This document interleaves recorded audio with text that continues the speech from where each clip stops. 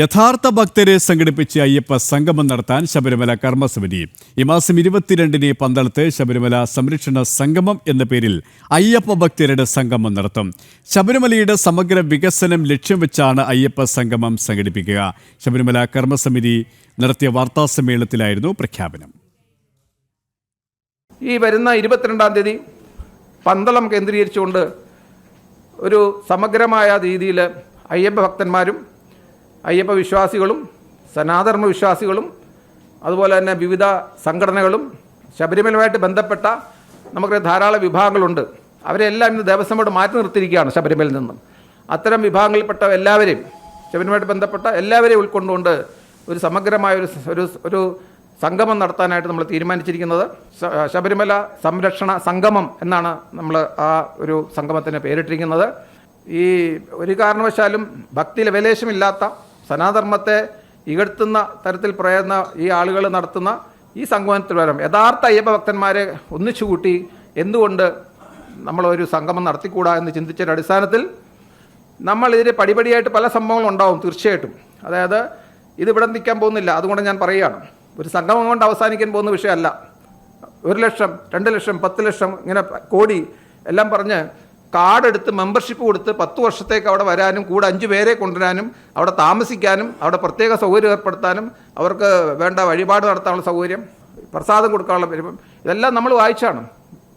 ഇത് എന്തടിസ്ഥാനത്തിലാണ് എവിടേക്കാണ് നമ്മൾ പോകുന്നത്? എവിടേക്കാണ് ഈ സർക്കാർ ശബരിമലയെ കൊണ്ടെത്തിക്കാൻ ശ്രമിക്കുന്നത്? ഈ 41 ദിവസം വ്രതധാരികളായിട്ട് ഇരുമുടിക്കെട്ടുമായിട്ട് പോകുന്ന അയ്യപ്പന്മാരെ ചിലപ്പോൾ എനിക്ക് തോന്നുന്നു വളരെ ദൂരെ ശരംകുത്തിയിൽ നിന്ന് അയ്യപ്പനെ തൊഴേണ്ട സ്ഥിതിയിലേക്കാണ് വരുന്നത്. കാരണം ഈ കോടീശ്വരന്മാരുടെ നിരയാണ് അവിടെ മുന്നിൽ വരാൻ പോകുന്നത്. ഇതൊരു കാരണവശാലും അനുവദിക്കത്തില്ല. വിശദാംശങ്ങളുമായി രേഷ്മ ബാബു ചേരുകയാണ്. രേഷ്മ, യഥാർത്ഥ അയ്യപ്പ ഭക്തരുടെ സംഗമമാണ് പന്തളത്ത് നടത്തുന്നത്. പന്തളത്തെ വിശ്വാസികളുടെ സംഗമം സെപ്റ്റംബർ 22-ന്. ഹൈന്ദവ സംഘടനാ നേതാക്കൾ വാർത്താസമ്മേളനത്തിൽ ഇതുമായി ബന്ധപ്പെട്ട് എന്തൊക്കെ കാര്യങ്ങളാണ് വ്യക്തമാക്കിയത്?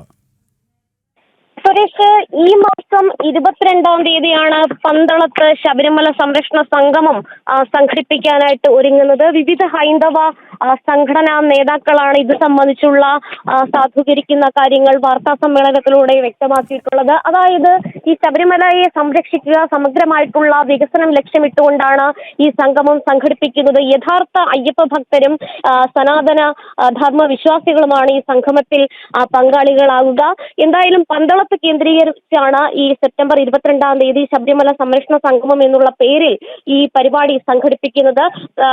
എല്ലാ വിവിധ ഹൈന്ദവ വിശ്വാസികളോടും അതോടൊപ്പം തന്നെ സംഘടനകളോടും ഇക്കാര്യം സംബന്ധിച്ച് ചർച്ചകൾ നടത്തുന്നുണ്ട്. NSSനോടും അതോടൊപ്പം തന്നെ SNDPയോടും ഈ വിഷയം സംസാരിക്കുമെന്നാണ് നേതാക്കൾ പറഞ്ഞിട്ടുള്ളത്. നമുക്കറിയാം, ഈ 16 മുതൽ 20 വരെയുള്ള ആഗോള അയ്യപ്പ സംഗമം സർക്കാരിൻ്റെത് അതൊരു ഇരട്ടത്താപ്പെന്നാണ് ഹൈന്ദവ സംഘടനാ നേതാക്കൾ വിശേഷിപ്പിച്ചത്. സംസ്ഥാന സർക്കാർ നടത്തുന്നത് ദേവസ്വം ബോർഡിനെ പണം പിരിക്കുവാനായിട്ടുള്ള ഒരു ഉപാധി എന്നുള്ള രീതിയിൽ കപട വിശ്വാസികളെ സംഘടിപ്പിച്ചുകൊണ്ട് ഒരു ശബരിമല കേന്ദ്രീകരിച്ച് അല്ലെങ്കിൽ അയ്യപ്പന്റെ പേര് പറഞ്ഞുകൊണ്ട് ഒരു സംഗമം നടത്തുകയാണ്.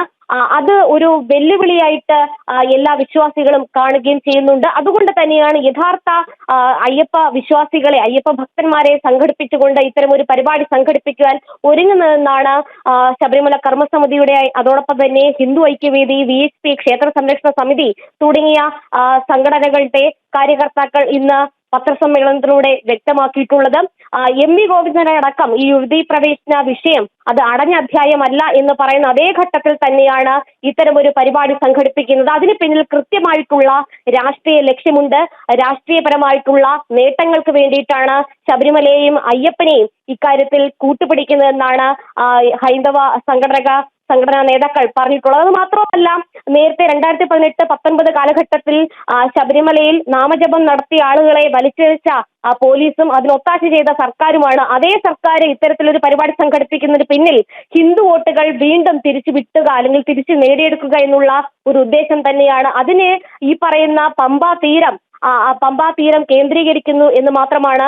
ഗണപതി ക്ഷേത്രത്തിന്റെ പടിക്കൽ വെച്ച് ഇത്തരം ഒരു പരിപാടി സംഘടിപ്പിക്കുന്നത്, രാഷ്ട്രീയപരമായിട്ട് നേട്ടം കൊയ്യുവാനായിട്ടുള്ള പരിപാടി സംഘടിപ്പിക്കുന്നത് അനുചിതമെന്നാണ് പറഞ്ഞിട്ടുള്ളത്. അത് മാത്രവുമല്ല, ഈ പരിപാടിയുമായി ബന്ധപ്പെട്ട് സർക്കാർ മുന്നോട്ട് പോവുകയാണെങ്കിൽ, അതായത് അയ്യപ്പ സംഗമം പിൻവലിക്കാതെ സർക്കാർ മുന്നോട്ട് പോവുകയാണെങ്കിൽ വരും നാളുകളിൽ ശക്തമായിട്ടുള്ള വലിയ വെല്ലുവിളികൾ നേരിടേണ്ടി വരുമെന്നുള്ള മുന്നറിയിപ്പും ഹൈന്ദവ സംഘടനകൾ പറയുകയും ചെയ്യുന്നുണ്ട്. എന്തായാലും പന്തളം കേന്ദ്രീകരിച്ച് 22-ാം തീയതി നടക്കാൻ പോകുന്ന സംഗമം അതൊരു വിരാട ഹിന്ദു സംഗമം തന്നെയാണ്. കാരണം യഥാർത്ഥ അയ്യപ്പ ഭക്തർ അവിടെ ഒത്തുചേർന്നുകൊണ്ട് ശബരിമലയെ ഇനി എത്രത്തോളം അതിന്റെ പ്രസക്തി എത്രത്തോളം വർദ്ധിപ്പിക്കാൻ സാധിക്കും, ആഗോള തലത്തിൽ ശബരിമലയെ എത്രത്തോളം അതിന്റെ വികസനങ്ങൾ കൊണ്ടുചെന്നെത്തിക്കാൻ സാധിക്കും, ശബരിമലയിലെ സമഗ്രമായിട്ടുള്ള വികസനവും ഒപ്പം തന്നെ സംരക്ഷണവും അത് ഏതു വിധത്തിൽ നടപ്പിലാക്കാൻ സാധിക്കും, ഇതടക്കമുള്ള കാര്യങ്ങളായിരിക്കും ഈ സംഗമത്തിലൂടെ ഉരുത്തിരിഞ്ഞുണ്ടാവുക.